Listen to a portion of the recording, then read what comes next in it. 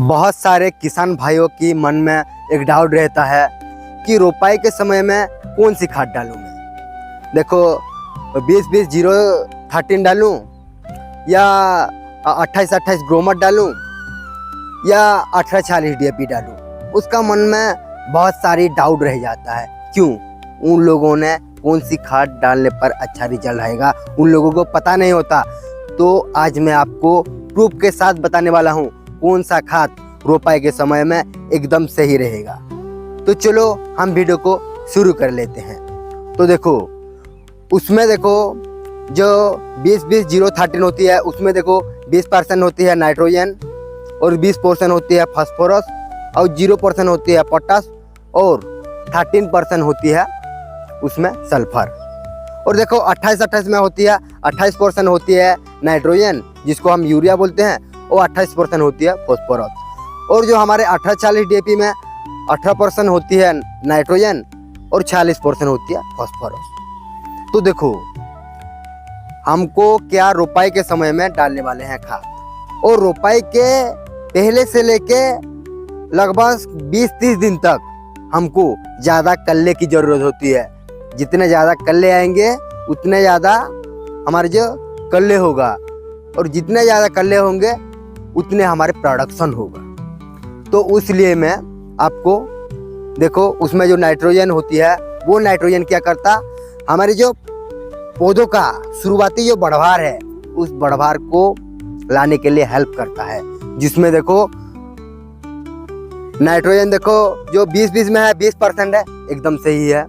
देखो जो 28-28 में 28% नाइट्रोजन पहले शुरुआती समय में मुझे लगता है कि 28% नाइट्रोजन मुझे लगता है ज़्यादा हो गया है। और आपकी ज़मीन में नाइट्रोजन की कमी है तो 28% जो 28-28 उसमें नाइट्रोजन के देखो तो आप ले सकते हो। और 18-40 में जो 18% नाइट्रोजन वो भी शुरुआती और पहले समय में सही है। तो उसका फास्फोरस को हम देखें तो देखो फास्फोरस बहुत ज़रूरी न्यूट्रिएंट है। देखो ये फास्फोरस क्या करता है, शुरुआती समय में हमारे पौधे को चौड़ाई को बढ़ाने में हेल्प करता है, रूट डेवलपमेंट अच्छी तरह से करता है। और जो नए कल्ले आता है ना, फास्फोरस हाई हो तो नए कल्ले निकलने में ज़्यादा मदद होती है। और उसमें जो नाइट्रोजन होती है वो नाइट्रोजन क्या करता है, उस कल्ले को बढ़ाता है। तो उसमें फास्फोरस को हम देखें तो देखो हमारी जो 20-20 में 20%, 20-20-0-13 में 20% फास्फोरस है, और 28-28 में देखो 28% फास्फोरस है। और 18-40 में देखें तो उसमें 40% फास्फोरस है।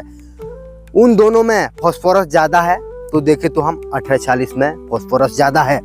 और मुझे लगता है शुरुआती समय में देखो 18% नाइट्रोजन एकदम सही है, और फास्फोरस ज़्यादा लगने के वजह से हमारे कल्ले हो गया या हमारे जो रूट सिस्टम हो गया वो सही तरह से होगा 18-40 DAP देने से।